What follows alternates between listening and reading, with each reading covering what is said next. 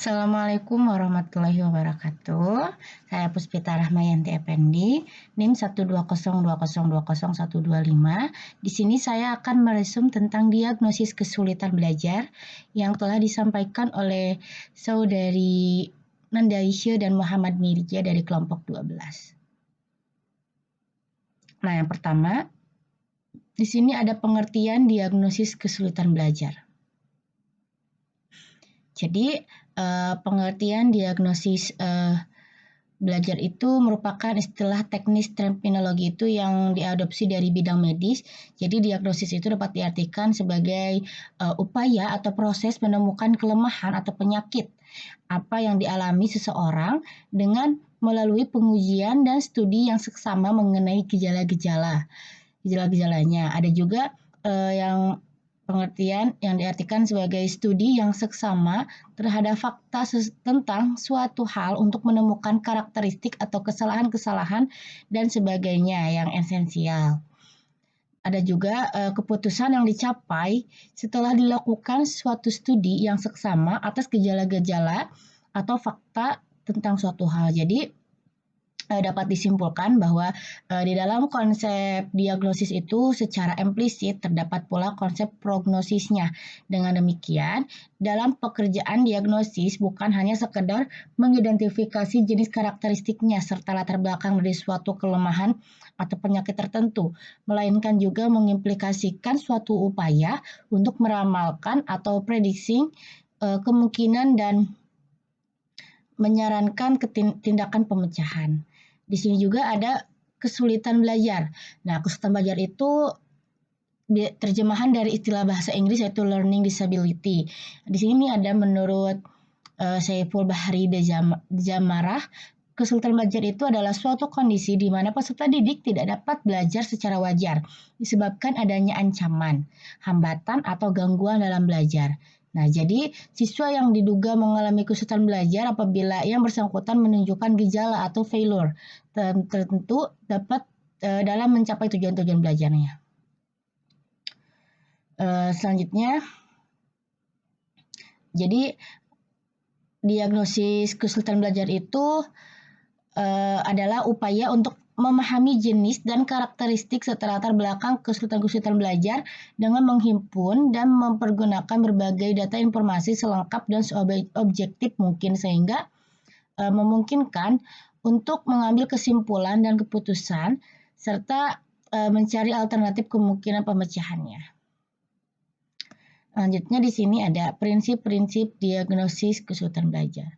Jadi ada beberapa prinsip diagnosis yang perlu diperhatikan oleh guru bagi anak yang kesulitan belajar. Yang pertama ada terarah pada perumusan metode perbaikan. Jadi diagnosis hendaknya mengumpulkan berbagai informasi yang bermanfaat untuk menyusun suatu program perbaikan atau program pengajaran remedial. Yang kedua, diagnosis harus efisien. Jadi diagnosis kesulitan belajar sering berlangsung dalam jangka waktu yang lama. Nah, ini tuh dapat menjenuhkan siswa gitu sehingga dapat berpengaruh buruk terhadap motivasi belajar siswa.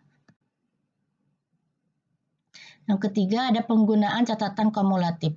Jadi ini tuh harus dibuat sepanjang tahun kehidupan peserta didik di sekolah. Catatan semacam itu dapat memberikan informasi yang sangat berharga dalam perbaikan belajar. Selanjutnya yang keempat ada valid dan reliable.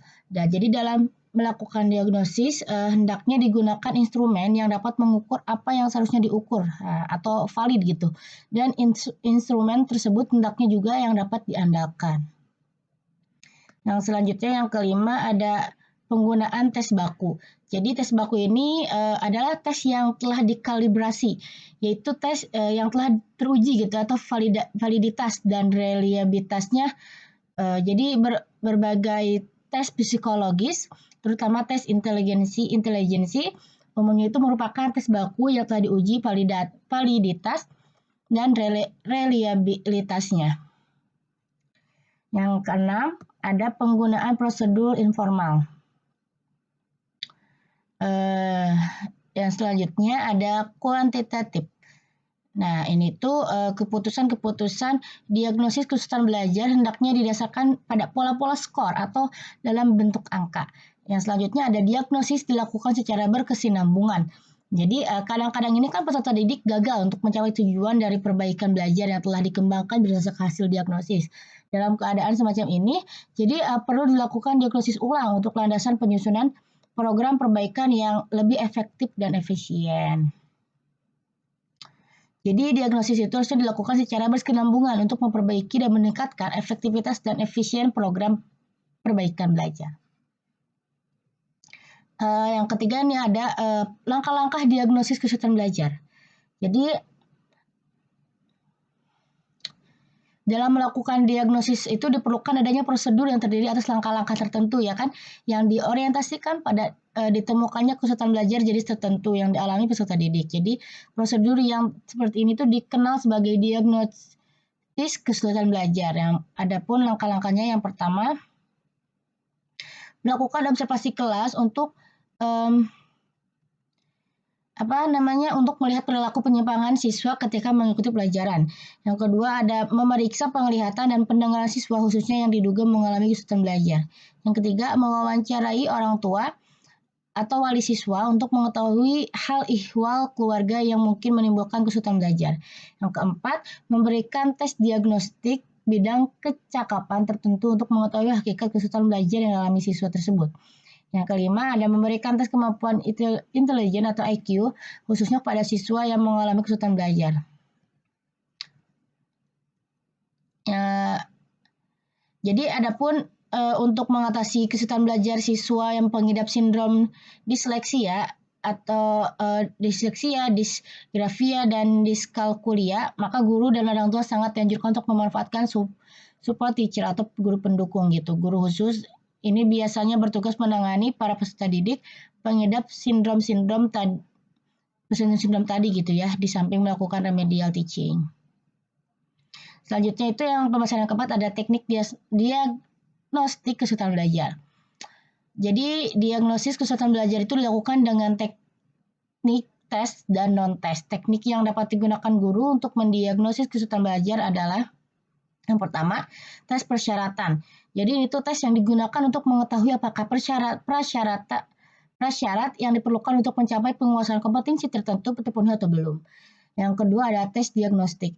Jadi itu digunakan untuk mengetahui kesulitan peserta didik dalam menguasai kompetensi tertentu. Yang ketiga ada wawancara.